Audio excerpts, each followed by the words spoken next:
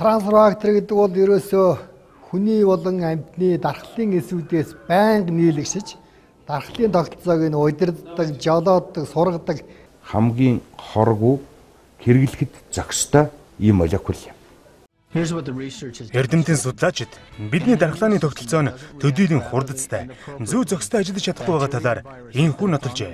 Бактери болон вирусууд судасны хананд шигдэн орж, артерийн ханан дахь мэдээллийг ашиглан хуурамч дохио гарган LDL гэж нэрлэгддэг холестеринуудыг өөртөө татан нуугдмал байдлаар тархалт үүсгэдэг байна.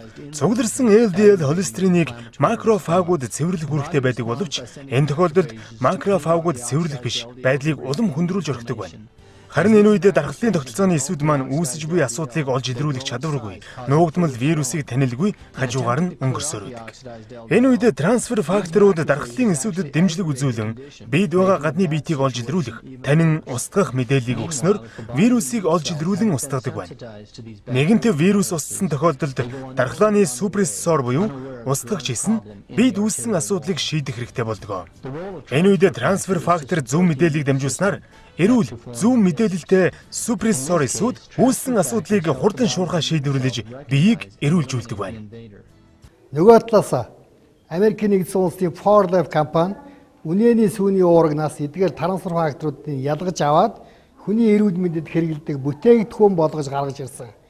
Гэхдээ дархлаа эмчилгээ бол хоёр чиглэлтэй явдаг. Дархлаа дарангуулна, дархлаа дэмжинэ. Дархлаа дэмжих эмчилгээг нь бид нар дархлааг нөлөөж өгнө. Дархлаа нөлөөт юм уу? Дархлаа зөвшөөрүүлэх гэдэг маш олон янзын ангиллууд байна л да. Дэлхийн улс орнууд өөрөөр ангилдаг. Энэ трансфер факторнууд дархлаа зөвшөөрүүлэх энэ бүтээгдэхүүний бүлэгт ордог. Эд хөрөнгө алдвал багыг, нэр хүндээ алдвал ихийг, эрүүл мэндээ алдвал бүгдийг алдсанд тооц. Эрүүл мэндээ хайрлцгаая. Бидний өөрийн трансфер фактор маань байнга байж байгаа боловч сүүлийн үед хүний дархалд нөлөөлж байгаа, муугаар нөлөөлж байгаа очин олон хүчин зүйлийн нөлөөгөөр болоод харьцангуй хүчин суларсан. Тэгэхээр зэрэг Америкийн нэгдсэн улсын For Life компани үйлдвэрлэсэн трансфер факторыг нэмж хэрэглэхээр зэрэг бидний дархлаад яг одоо эрүүл сарвал урт удаан наслахад юу шаардлагатай, хэр зэрэг одоо хүчин зүйл шаардлагатай тэр хэмжээнд нь очиж үйлчилж чаддаг. Нэгдүгээр энэ чинь өөрөө биологийн итгэх бүтээгдэхүүн учраас ямар нэгэн өвчний үед дангаараа хүмүүс дангаараа хэрэглээд сайн мэн гэдэг ойлголт авчих шээ. Ийм байхгүй энэ трансфер фактор гэдэг юм чи вирусыг өвхүүлчээд байгаа юм биш. Хавдрын эсээ зогсоочод байгаа юм биш.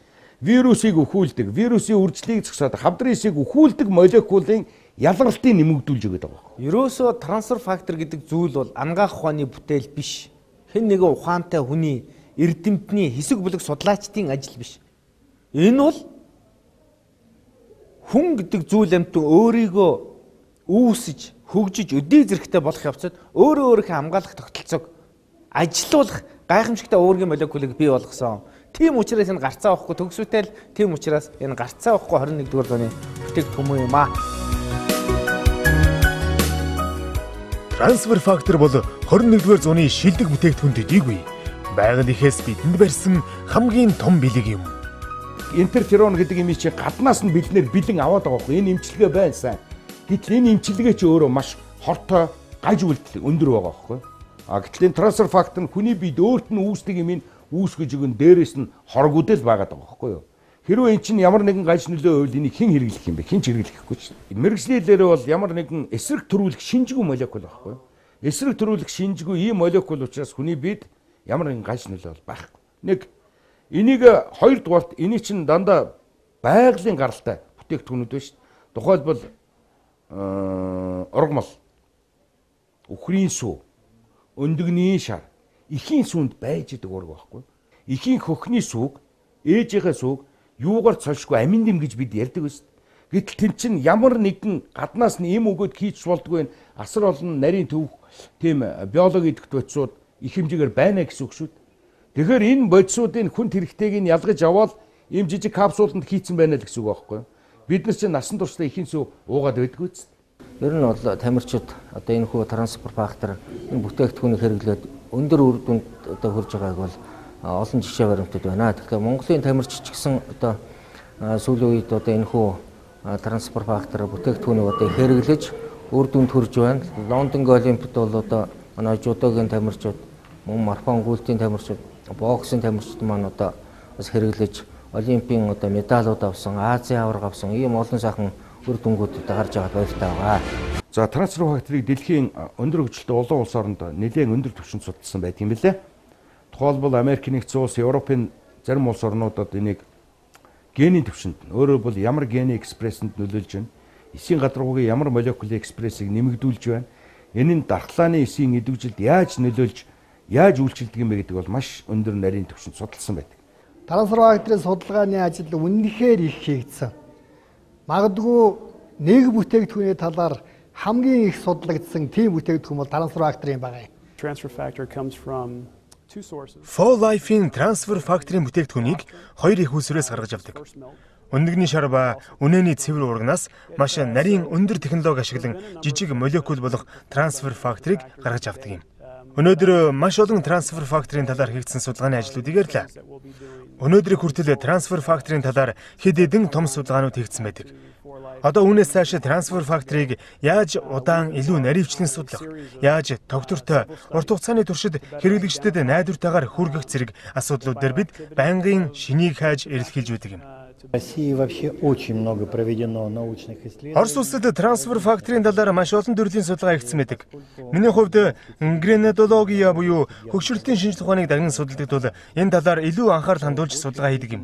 Өнөөдөр эдгээр судалгаа маш чухал болоод байгаа. Яагаад тэгэхээр хөгшрөлт ба дархлаа тогтолцооны теоремууд гарч ирээд байгаа юм. Тэгэхээр хүн хөгшрөх тусам дархлаа тогтолцооны үйл ажиллагааг сударч илүү өртөмтгий болдог. Мөн аутоиммуны төрлийн өвчнөр өвчлөх нь амархан болдог байна. Аутоиммуны өвчин гэдэг маань хүний биеийн өөрийн эсээ танихаа байж системийн гажигд орохыг хэлдэг юм. Тийм учраас трансфер фактор хөгшрөлтөөс сэргийлэхэд ач тустай байдаг юм а. Дэлхийн нийтийн стандартын дагуу Оросын 60 орчим насны профессоруудын дунд маш том судалгаа хийгдэж байсан. Энэ судалгаа нь гайхалтай үр дүнг харсан ба 6-7 хоногийн турш трансфер фактор классикийг зөвхөн өдрийн 3-аар ухад судалгаанд оролцогчдын биологийн насанд дунджаар 5 насаар залуужж байсан юм. Трансфер фактор залуужих хөтөлбөр дээр урд өмнө нь миний харж байгаагүй гайхалтай үр дүнг өгсөн. У нас и в норме проходят онкологические клетки ежедневно. Жаргалан энэ ертөнцийн түмэн жаргалан түүний дотор чухам жаргалан эрүүлэнхийн нэгэн жаргалан. Тийм ээ. Яг л энэ мөчөд их зохиолч Даш Доржийн нацаг доржийн жаргалан химээх энэ сайхан шүлгийн гэгээ мөртүүд сэтгэлд яахын аргагүй урсан буух нь хүн эрүүл байхын утга учирын тайлэлмэд. Хүн эрүүл байж гимэн эрч хүчээр дүүрэн итгэл төс эх орны ирээдүйн эрх маргаашийг хамтдаа бүтээлцэх эрүүл Монгол хүнийг цогцлоож чадах юм. Трансфер фактор бол 21-р зууны шилдгийн шилдэг бүтээгдэхүүн төдийгүй хүнийг залуужуулах нууц хувьдстайг нь энд дэлгэе. Трансфер фактор хэмээх энэ бяцхан уургийн молекулын ач тусаар эрүүл энх байхын гайхамшигыг мэдэрсэн энэ л хүмүүс өөрөөсөө цасрах эрг гэрэл бүхнийг өрөөл бустай хуваалцах өөдрөг эрмүүн чин сэтгэлээр өглөө бүрийн алтан нарыг аз жаргалаар дүүрэн угтдаг билээ. Танд ч мөн адил аз жаргалынхаа алтан түлхүүрийг атхан барих аз завшаантай боломж бий боллоо. Хамтдаа амьдралыг бүтээцгээе.